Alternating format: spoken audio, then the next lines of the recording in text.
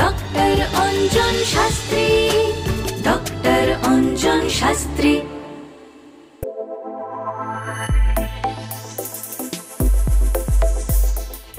বস্ত্র ক্রয় এটাও কিন্তু একটু নক্ষত্র বিশেষে করলে হয়তো অনেক সময় আমরা অনেক ভালো ভালো ফল পেতে পারি, কারণ সেই বস্ত্রটি পরে যখন কোনো কার্যে আমরা যাব সেটি শুভ ফল দান করবে আমাদের।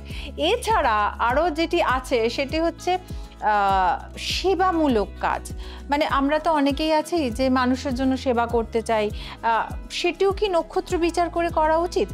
আর তার সঙ্গে রইল ডোনেশন দেওয়া। আমরা অনেক সময় আর্ত মানুষ বা অনেক মানে আন্ডার প্রিভিলেজ মানুষকে সাহায্য করতে চাই, সেটিও কি এই নক্ষত্র দেখে কি করা উচিত যাতে তার ফল শুভ হবে, সেটাও জেনে নেব। সঙ্গে আছেন ডক্টর অঞ্জন শাস্ত্রী এই সব প্রশ্নের উত্তর দেওয়ার জন্য। প্রথমত তুমি যেটা বললে যে যে কোনো রকম সেবামূলক কাজ, তাই তো? সেবামূলক কাজ আমরা যে কোনো মঙ্গলের নক্ষত্র অর্থাৎ চিত্রা, ধনিষ্ঠা, এইসব নক্ষত্রে আমরা যদি করতে পারি সেক্ষেত্রে কিন্তু খুব শুভ ফল হবে। অ্যাকচুয়াল সেবা আমরা কখন করছি, অর্থাৎ হয়তো কেউ দুস্থ যাদের, তাদের আমরা কিছু সেবা করছি, অর্থাৎ এখানে একটা মঙ্গলের ভীষণ ভূমিকা থাকে। অর্থাৎ সেই নক্ষত্রে যদি আমি করতে পারি না, অর্থাৎ আমার যে উদ্দেশ্যটা সেই উদ্দেশ্যটা কিন্তু সফল হয়।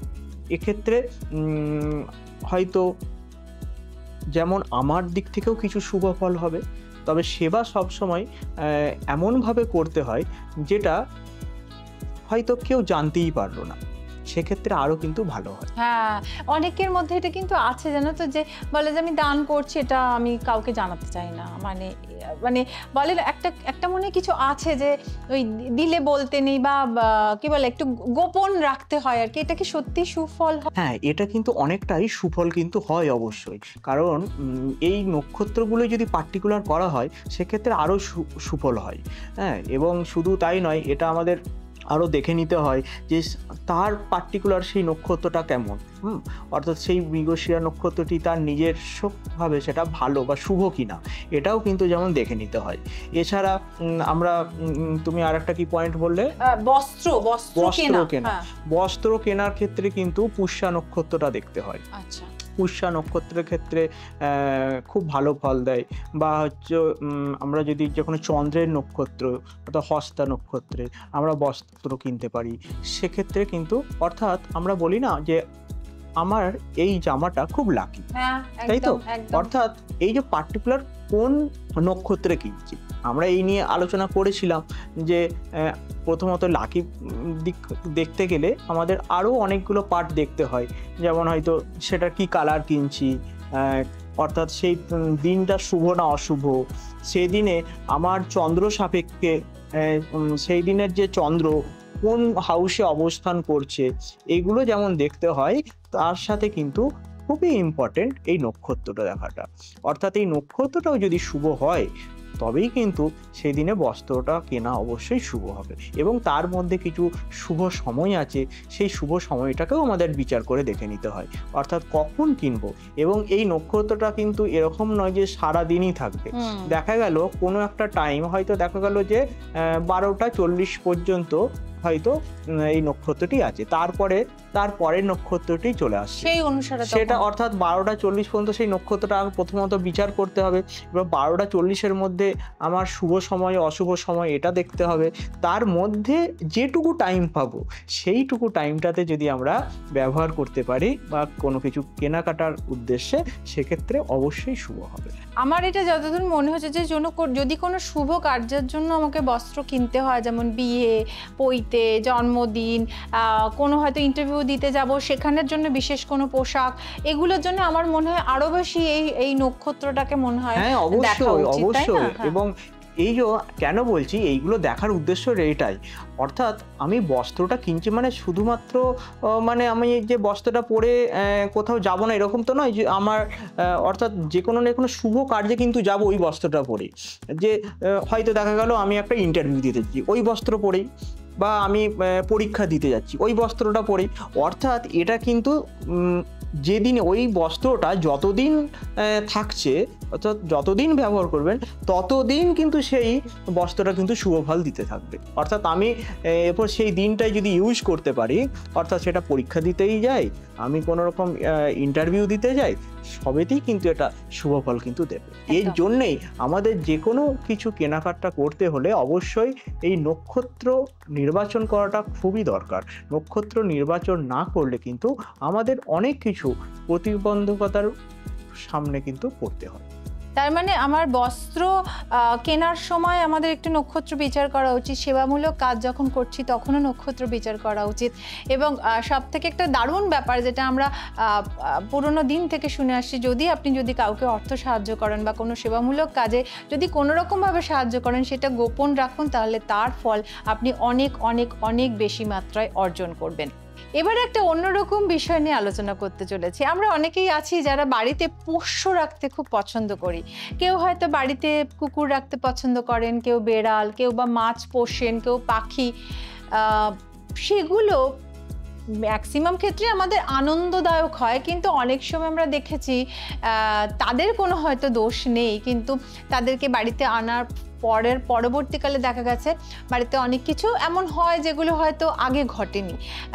তো এগুলো কি নক্ষত্রের অবস্থান অনুযায়ী আমাদের আনা উচিত? অঞ্জন, একটুখানি যদি বলো যে এই পোষ্যের ব্যাপারে কি? একদমই, অবশ্যই। আমরা যখন কোনো পোষ্য আনছি, সেই পোষ্যটা কোন দিনে আনছি, সেই দিনটার কি নক্ষত্র, এটা কিন্তু ভীষণ বিচার্য। কারণ অ্যাকচুয়াল একটা পোষ্য আসার পর সেটা হয়তো তাকে নিয়ে আমাকে সবসময় কোনো না কোনো একটা ডিস্টার্বে থাকতে হচ্ছে, তাকে নিয়ে উদ্বিগ্ন থাকতে হচ্ছে। পোষ্যর শরীর স্বাস্থ্য খারাপ হতে পারে, পোষ্যটা আনার পর আমাদের হয়তো ফ্যামিলির কিছু সমস্যা আসতে পারে, অনেক রকম নানাবিধ সমস্যা আসতে পারে। এমন হয়তো সেই পোষ্যটা হয়তো এমন হয় না, কুকুর আমি একটা কোনো এনেছি, সেটা দেখা গেল হয়তো কামড়ে দিল, এই ধরনের বিভিন্ন রকম, সে নিজেই অনেকবার এত অসুস্থ হচ্ছে, বিভিন্ন রকম সমস্যা কিন্তু হয়। অর্থাৎ এক্ষেত্রে পোষ্য নেওয়ার ক্ষেত্রে অবশ্যই কিছু নক্ষত্র যদি নির্বাচন করা হয়, সেক্ষেত্রে অবশ্যই খুব ভালো ফল দেবে।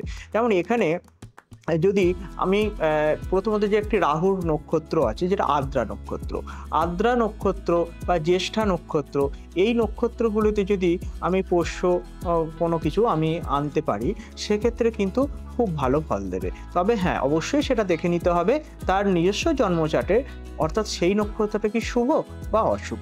আর তার সাথে দেখতে হবে যে দিনে আনছি সেই দিনের চন্দ্র অ্যাকচুয়াল কোন হাউসে অবস্থান করছে, অর্থাৎ তার জন্ম চার্ট অনুযায়ী সেটা কি 6th হাউসে আছে না 8th হাউসে আছে বা 11th হাউসে আছে, এটা কিন্তু দেখে নিতে হয়। এটার উপর আর এই নক্ষত্রের উপর যদি অ্যাকচুয়াল ডিপেন্ড করে আমরা সেই পোষ্যকে আনতে পারি বাড়িতে, সেক্ষেত্রে কিন্তু যথেষ্ট শুভ হবে এবং আশা করি সেরকম কোনো রকম সমস্যা হবে না। ডক্টর অঞ্জন শাস্ত্রী সমাজের বিভিন্ন স্তরে জ্যোতিষশাস্ত্রকে এগিয়ে নিয়ে যাওয়ার জন্য এবং সঠিক পথপ্রদর্শক হিসেবে দীর্ঘদিন ধরে কাজ করে চলেছেন, এবং তাতে আমরা অনেক মানুষ দিনের পর দিন উপকৃত হয়ে চলেছি। এরকমই কর্মস্বীকৃতির জন্য তিনি ভারতবর্ষে এবং ভারতবর্ষের বাইরে অনেক অনেক অনেক সম্মানে ভূষিত হয়েছেন। দেখে নেব তারই কিছু ঝলক।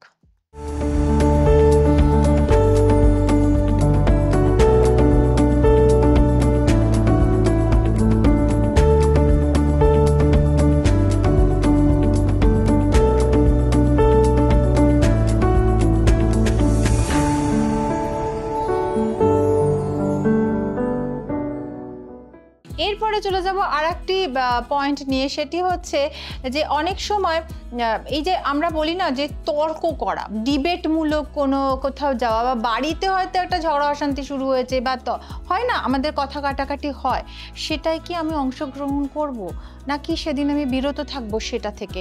সেটাও কি নক্ষত্রের ওপর ডিপেন্ড করে যে সেদিনকে আমি ওই তর্কে অংশগ্রহণ করলে জিতবো না হেরে যাব, সেটাও কি নক্ষত্র নির্ধারণ করে নয়? জেনে নেব অঞ্জনের কাছ থেকে। অবশ্যই, কারণ আমরা যখন কোনো কিছু তর্ক বিতর্কে যাচ্ছি, অর্থাৎ সেক্ষেত্রে আমাদের কিন্তু হতে পারে আমাদের ফেস লস হতে পারে, হয়তো আমি এমন কিছু ভুলভাল বলে ফেললাম, সেক্ষেত্রে সমস্যা হয়ে গেল, এগুলো কিন্তু হতেই পারে। অর্থাৎ আমি সে জায়গাটা থেকে আমি এমন মানুষকে বোঝাতে পারলাম বা সেটা জায়গা থেকে আমার একটা সম্মান কিন্তু রইল। অবশ্যই এর জন্য কিন্তু দেখতে হয় অর্থাৎ কোন নক্ষত্র, আর সেই দিনের নক্ষত্রটা যদি দেখা যায় যেটা বুধের নক্ষত্র হয় অশ্লেষা, বা সেই দিনে যদি জ্যেষ্ঠা নক্ষত্র হয় অবশ্যই খুব ভালো হয়। বা যদি দেখা যায় যে কেতুর নক্ষত্র অর্থাৎ অশ্বিনী নক্ষত্র, সেক্ষেত্রেও কিন্তু খুব ভালো ফল দেয়। অর্থাৎ সেক্ষেত্রে সেই দিনটায় অর্থাৎ তার কোনো রকম সমস্যা হবে না যদি তার জন্মগত নক্ষত্রটা যদি শুভ হয়।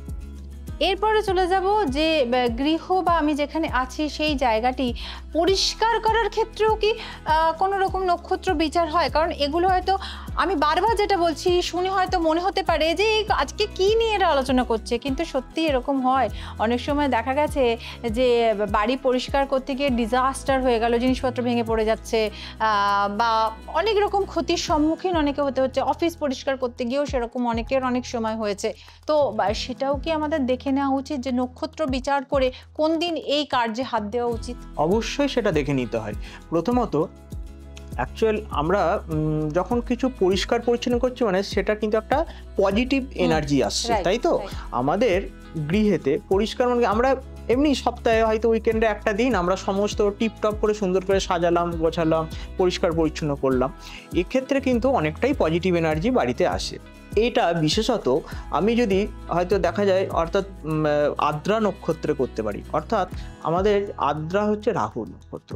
এই নক্ষত্রটা সবথেকে বেস্ট শুভ হয়, কারণ এই আদ্রা হচ্ছে রাহুর যে নক্ষত্রটা, এটা আমরা সবসময় এটা আমাদের দিক বলি না, আমরা এটা সাধারণত সাউথ ওয়েস্টের দিকটা বলি।